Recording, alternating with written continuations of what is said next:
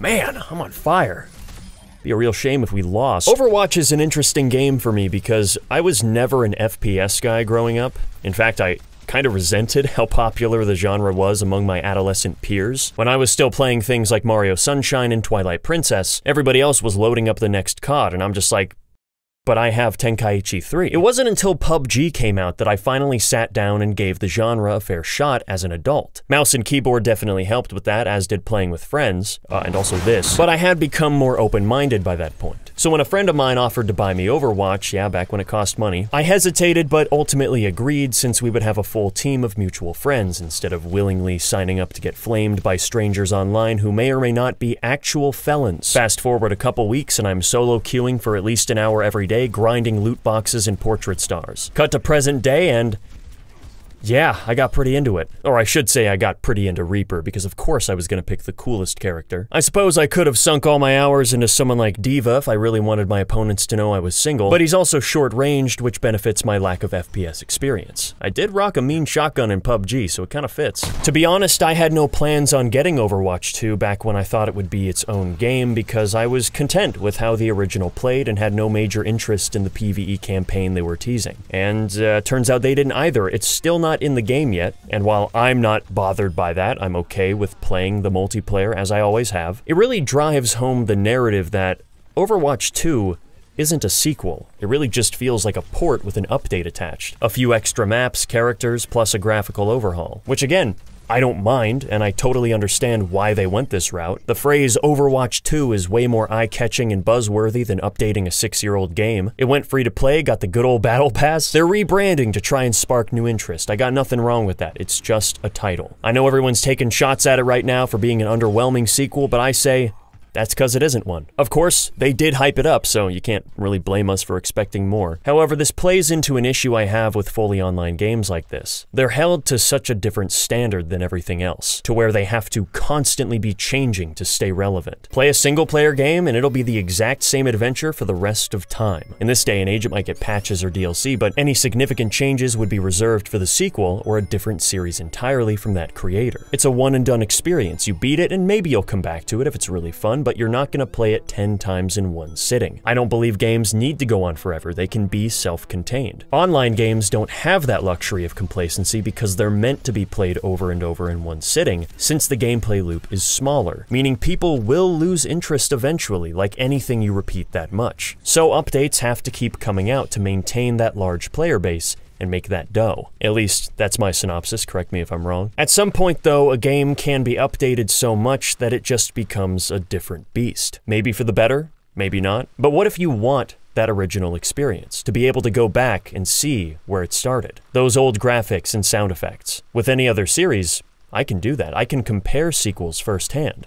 In Overwatch's case, I can't. It's been overwritten. This is how it is now. There is no going back. I played Realm of the Mad God long enough to know that feeling very well. And while I can get accustomed to alterations, as everyone has for games like League of Legends and Dota 2, it's unfortunate that there's no way to go back for curiosity's sake or artistic preservation. This leaving the past behind structure was especially concerning for me when a lot of things felt different for the sake of being different. Like most of the HUD changes. The player portraits are vertical now.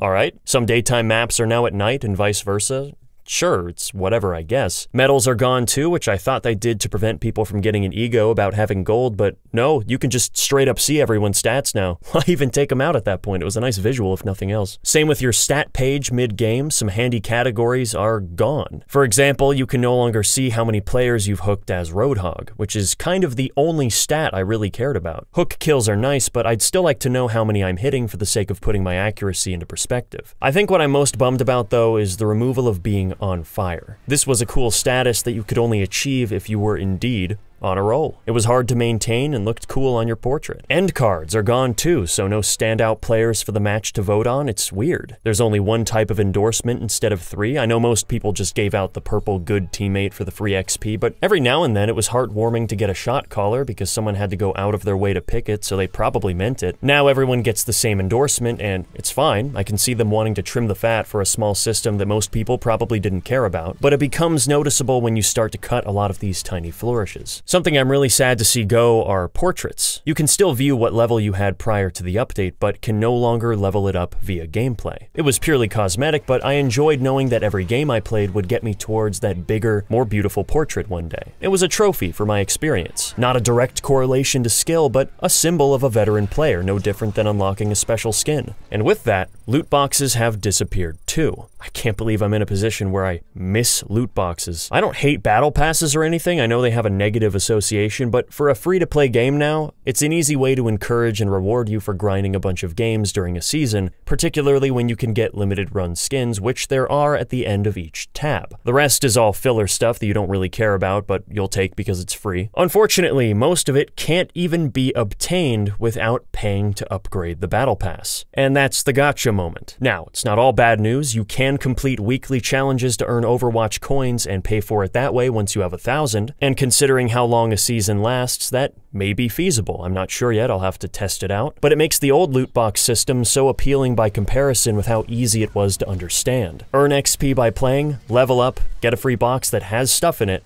maybe you'll get that awesome skin. Any repeats gave you cash in return. It was the equivalent of trading something in at GameStop, but it was something. And once you had enough built up, you could buy the skin directly instead of rolling for it. I was 100% free to play and was able to unlock most of the items through raw playtime. If you want to buy old skins now, you better hope to God you have some legacy credits or a trust fund, because the battle pass won't yield squat. Maybe they'll incorporate easier to get currency. I don't know. It's a tough sell. I'm not sure what to make of all this yet. I won't lie, I was quite the immovable object for the first couple days. I didn't like all these minute, seemingly pointless changes. Even the graphics were bothering me. Why do health pack timers become transparent from just a couple steps away? It makes it really hard to see whether or not it's about to refresh. That said, I was being stubborn.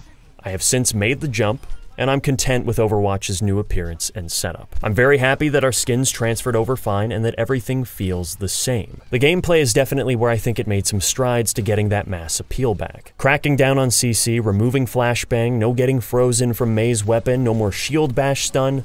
It's a time to be alive. There's still Hook, Sleep, Accretion, and Doomfist, but it's a massive step forward. I like most of the character reworks. Orisa's busted now, although her javelin does stun you, which, what the heck, guys? You just took away all that CC, don't add more back in. The biggest change, of course, is the downsize from 6v6 to 5v5. Something I was fairly adverse to initially because I thought it was unique that Overwatch didn't conform to the standard 5v5 that we see in every other game, but this seems to be something that nearly everyone supports. It still feels like the same game. It's not a total shift in composition, but things are a bit less cluttered now. Getting steamrolled is 10% less disheartening. I like the new maps. The new robot push mode is a nice spin on the payload escort mission we're used to. It's Overwatch.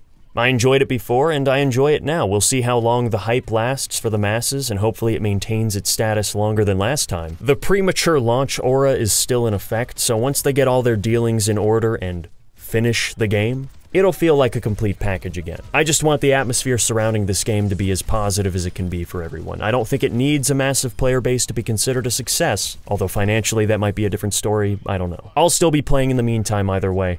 That all being said, thank you guys so much for watching, and as always, don't forget to check out the next episode whenever I post it, which will probably be soon. Alright. See ya.